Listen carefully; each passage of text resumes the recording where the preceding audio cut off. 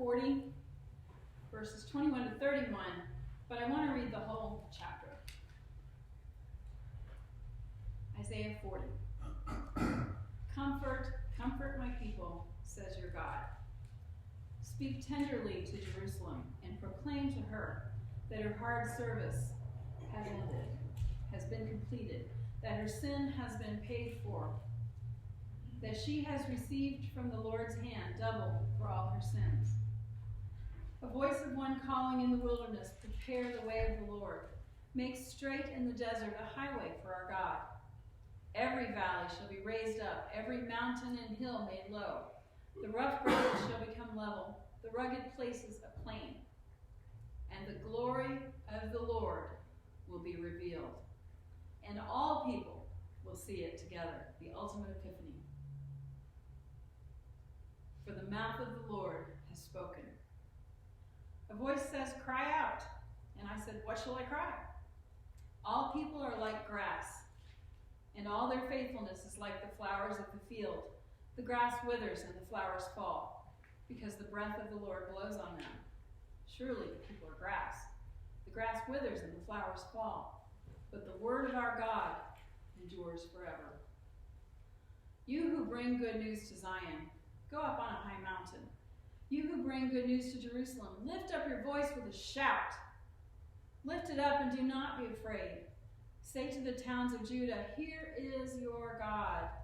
See, the sovereign Lord comes with power, and he rules with a mighty arm. See, his reward is with him, and his recompense accompanies him. He tends his flock like a shepherd. He gathers the lambs in his arms and carries them close to his heart. He gently leads those that have young. Who has the measures of the water in the hollow of his hand, or with the breadth of his hand marked off the heavens? Who has held the dust of the earth in a basket, or weighed the mountains on the scales and the hills in a balance? Who can fathom the spirit of the Lord, or instruct the Lord as his counselor? Whom did the Lord consult to enlighten him, and who taught him the right way? Who was it that taught him knowledge, or showed him the path of understanding? Surely the nations are like a drop in the bucket. They are regarded as dust on the scales.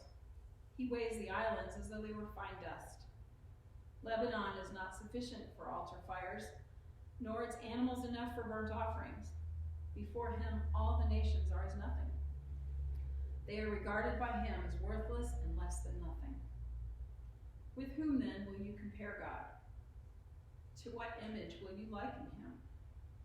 As for an idol, the metal worker casts it, and a goldsmith overlays it with gold and fashions silver chains for it. A person too poor to present such an offering selects wood that will not rot. They look for a skilled worker to set up an idol that will not topple. Do you not know? Have you not heard? Has it not been told to you from the beginning? Have you not understood since the earth was founded? He sits enthroned above the circle of the earth, and its people are like grasshoppers. He stretches out the heavens like a canopy and spreads them out like a tent to live in. He brings princes to naught and reduces the rulers of this world to nothing. No sooner are they planted, no sooner are they sown, no sooner do they take root in the ground than he blows on them and they wither, and a whirlwind sweeps them away like chaff. To whom will you compare me? Or who is my equal, says the Holy One? Lift up your eyes and look to the heaven. Who created all these? He who brings out the starry host one by one and calls forth each of them by name, each star by name. Because of his great power and mighty strength, not one of them is missing. Why do you complain, Jacob? Why do you say, Israel, my way is hidden from the Lord? My cause is disregarded by my God. Do you not know? Have you not heard? The Lord is the everlasting God, the creator of the ends of the earth. He will not grow tired or weary, and his understanding no one can fathom. He gives strength to the weary and increases the power of the weak. Even youths grow tired and and young men stumble and fall. But those who hope in the Lord will renew their strength. They will soar on wings like eagles. They will run and not grow weary. They will walk and not be faint. Our scripture begins with some amazing picture language that illustrate the power of God. Look at some of these verses. Verse 22. He sits enthroned above the vaults of the earth, or above the heavens, the circle of the earth, and the people are like grasshoppers to him. Verse 22 also, he stretches out the heavens like a curtain, spreads them out like a tent or a canopy. I remember once going to Janet's house, and she had put a canopy over her bed. She spread a canopy over the bed, and it was very impressive and very cool looking. God spreads a canopy over the whole earth, the heavens. Amazing. 23 and 24. He brings rulers to nothing, makes judges of the earth meaningless, scarcely planted and sown and rooted, and he blows on them a little, and they wither and are blown away. That's all the Putins, all the Erdogans, all the rulers of our country, all of the anybody's. They're gone. He brings them to nothing. Verse 25, he created the stars. He leads them forth every night, leads them forth, and he calls each one of them by name. Not a single one of them is missing. That is as astonishing to me as anything, that he calls all the stars by name. You know, we know the names of some stars. We haven't even found all the stars yet. He knows them all by name, not one is missing. This picture of a powerful God is beyond our imagination, beyond our imagining. We can't even picture it. We can't even begin to understand how powerful he is. In fact, much of this chapter is full of these kinds of images of God's glory and power. Look back at verse 12. He measured water in the power of his hand, in the hollow of his hand. Measured the waters, all the waters, the oceans, the lakes, the rivers, in the hollow of his hand. He marked off the heavens with a span, which is a measure, the breadth of his hand. Marked off the heavens with that. Calculated the dust of the earth by measure. Said he held it in a basket in the translation I read. Weighed the mountains and hills on a scale. God could do that. Verse 15 tells us that nations are like a drop from a bucket, a speck of dust on the scales. All the most powerful nations of the world that we've ever known, that we think of now, that their great might, like a speck of dust on the scales of what God knows and what he does. And then we have in verse 27 the sobering thought that we are deluding ourselves if we don't think that the powerful God knows us and holds us accountable for our actions. We discussed that a little bit in Sunday school this morning because we talked about the story of Achan, who took some of the things God had said needed to be destroyed when they conquered Jericho, and he hid them in the ground under his tent as if God wouldn't know. God knew. So if we don't think, we're just deluding ourselves if we don't think that God knows us and holds us accountable for what we do. That doesn't sound like great news at first. And yet this whole passage, Isaiah 40, chapter 1, begins with comfort. Oh, comfort my people. So how are we to understand this? This incredibly powerful God that we can't even begin to fathom knows us, sees what we do, and holds us accountable. The first 11 verses of chapter 40 are understood to be messianic prophecies. And when you heard them, you were probably thinking, I know these have to do with Jesus. And these are things that we hear at Christmas time. And they're promises to Israel also that at their time of exile and warfare was going to end someday. Many of these verses were picked up by George Friedrich Handel when he wrote Messiah.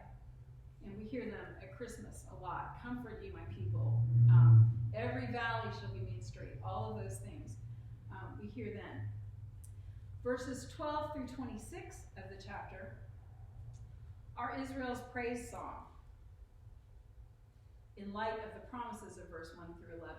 We see here how great the God is who makes the promises. Then we're reminded, I'm sorry, my whole thing just disappeared. Give me just a moment.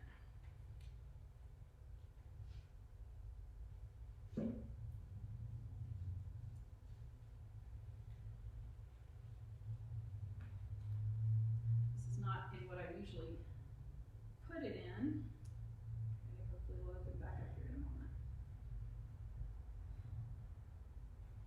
Just got a message that said, your organization is now protecting its data, and it went poof. Well, they need to stop. Yeah.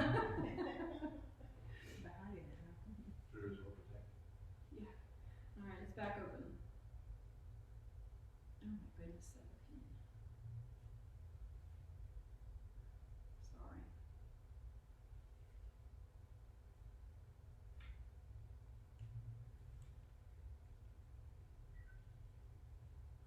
All right, we're back.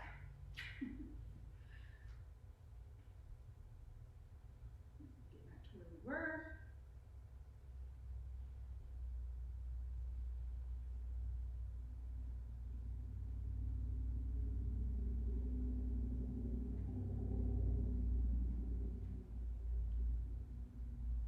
Okay, Israel's praise song, verses 12 through 26.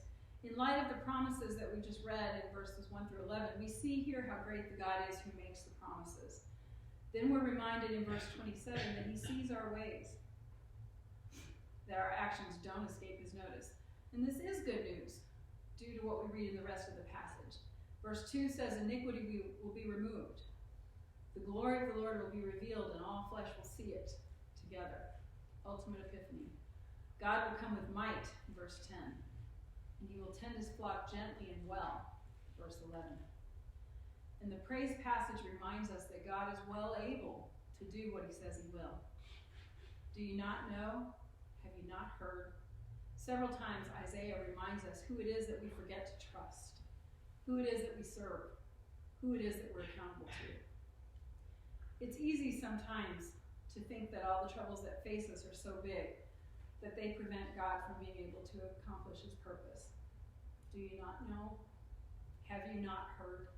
He is far greater. We talked a little bit in Sunday school this morning. Sometimes I look at the church and it's like, what are we accomplishing? What's happening? But this week I've gotten a chance to see fruit. This week I got to spend a little bit of time with Summer Iglesias, who used to attend here and is going through intense struggle, but you know what? She's in the kingdom. We've borne fruit for the kingdom. She's in church. She's serving the Lord. She's taking her struggles to him. I also think how much we miss some of the folks that have left, but you know what? They're in the kingdom. They're serving the Lord. This church has had an impact on them and accomplished our purpose. Mom and I had an encounter at Sonic the other night with a person who was a little girl that we used to pick up and bring to church in this church. And she and her husband are in the kingdom and they're serving the Lord. She wants to come visit us soon. This is Liama. Some of you remember Liama as a little girl. She doesn't attend this church, but you know what? This church bore fruit in her life. So this was my week to get to see that, which was cool. It's easy to think that our ways and our troubles escape his notice and aren't important enough for him. Do you not know? Have you not heard? He leads the stars forth by name. Not one is missing. Not one. Do you not know? Have you not heard? The everlasting God does not become weary or tired. This is good news for people who do, like me. And I think like most of you. Irenaeus, one of the early church fathers, said, "The glory of God is man fully alive." I have that in wall words in my living room, in bright red on my orange walls. The glory of God is man fully alive. And I think about that a lot. Fully alive in struggle, fully alive in joy, fully alive in pain. Jesus said, I came to give life, and that more abundantly. Sometimes we as a people, and we as a church, and me as a me, slog on from day to day in kind of a stupor. Kind of a, remember, kind of just, we keep going. Or what's the song, you load 16 tons, and what do you get? Another day older and deeper in debt. You just keep slogging along. As if everything depends on us and the burden's just too great. Do we not know? Have we not heard? I'm reminded of a line from one of my favorite movies, and for those who've heard me talk about it ad nauseum, I'm really sorry. Joe versus the Volcano. It's not a deep movie, but it's a movie I really loved. But the Meg Ryan character tells Tom Hanks early on in the movie, my dad says that everybody you see, everybody you know is walking around asleep. And the ones who aren't, the ones who are awake, walk around in a state of constant, total amazement. And to me, that's exactly what we as Christians should be doing. We don't have to walk around asleep. We're the ones who know what's going to go on. We're the ones who know the story. Have we not heard? Do we not know? We do know. We need to focus that way. Why is it that we don't walk that way? Could it be because we focus on our own steps sometimes instead of on the one who guides them? The final verses of Isaiah 40 have been treasured by Christians throughout the ages. Many have made verse 31 their life verse. Beginning at 29. He gives strength to the weary and increases the power of the weak. Even youths grow tired and weary, and young men stumble and fall. But those who hope in the Lord will renew their strength. They will soar on wings like eagles. They will run and not grow weary, and they will walk and not faint. This is a wonderful promise. The picture is that we will be given strong wings. The picture is not that we will be given strong wings so we can flap longer and harder. I don't know about you, but I don't want to keep flapping harder. I'm flapping hard enough as it is. The picture is that we will soar as eagles do. Eagles are able to catch the thermal updrafts and soar effortlessly with little flapping. They soar. And that's what God promises, that we'll mount up with wings like eagles. There is indeed the promise of increased power and increased strength, but the part that attracts me in this is the lack of weariness. The picture of running and not getting tired reminds me of a little child. I was with some this week. We've all watched them and said, if only I had half their energy. I could then. God's not wanting to make us stronger so we can work and drudge harder. He wants to remove the weariness. I have a vague memory of being a child and running just because it was fun. I remember being outside and just running in circles because I was a child. Now if I'm running, you better run too because something is chasing me probably, okay? But the picture is that we're going to have that kind of effortless running. The weariness will be gone. I don't know how you guys are. I don't mind expending effort. I don't mind being busy. I don't mind working hard. The part that I mind is the times of hopeless soul weariness, where it feels as if putting one foot in front of the other, physically, mentally, or spiritually, is just too much. In a small church, it can be easy to feel that way. Sometimes we feel as if whatever we do is not enough, as if we must just continue to extend more effort, expend more effort, work harder, do more, when we're already weary. Do we not know? Have we not heard? God doesn't become weary or tired. He is the one who gives us strength. The earlier part of the passage, that praise section, reminds us that he can. He's so powerful. Comfort ye, my people. Allow God to tend you as a shepherd. Allow him to gather you in his arms and carry you close to his bosom. Allow him to lead you gently. Accept his new strength. We're not promised to get our strength back, to be able to do what we once could. I think that's the dream. If I can only do what I'll tell you, I was in a situation this week where my work partner and I were working with an 8-year-old kid who really just beat the daylights out of us. And Mike is turning 64 this week, and I'm 60 now, and the thought was this was a lot easier when I was 40. I wish I could do what I could do then. But that's not what the promise is, that we're going to get back what we had when we were 40 or 20 or 15 or whatever. The verse promises us new strength. In the earliest artwork of the church, what do you suppose the most prevalent image was? Any ideas? Throw some out there. What are some things that you would see in church artwork? Picture the really early Christians. Stories of Jesus' life. Stories of Jesus' life. Somebody else said something? God. Okay, some kind of pictures of God. Cross. Different things we could think. You would think that the early church would be focused on images that reminded them to work hard, to spread the kingdom, to fight the immoral Roman Empire. Not true. The most prevalent image in the earliest Christian artwork, the really earliest stuff in the catacombs and the really early stuff, is the image of the Good Shepherd. Isn't that interesting?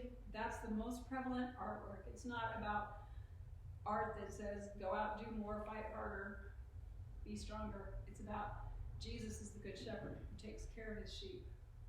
Do we not know? Have we not heard? He shall feed his flock like a shepherd. I am the Good Shepherd, Jesus said. The Good Shepherd lays down his life for the sheep. If we can remember that we are sheep, and moreover sheep who walk around in a state of constant total amazement, all we need to do is follow where the shepherd leads us and accept the strength, hope, and lack of weariness that are available in his presence.